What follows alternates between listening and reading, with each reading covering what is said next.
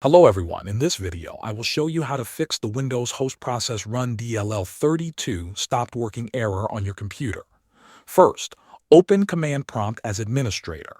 To do this, click on the Start menu and type CMD. Right-click on Command Prompt and choose Run as administrator. When the window opens, type SFC /scanO and press Enter.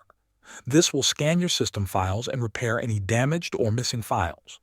Wait for the process to complete, then restart your computer. Next, you should check your system for malware. Sometimes, harmful programs can cause this error by pretending to be a real system process. Open Windows Security and go to Virus and Threat Protection. Choose Full Scan and let it check your entire system.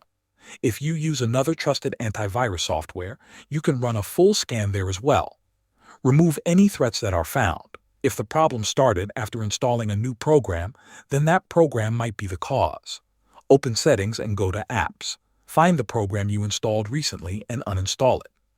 After removing it, restart your computer and check if the error is gone. These steps usually fix the Rundll32 error and help your system run normally again. Thanks for watching.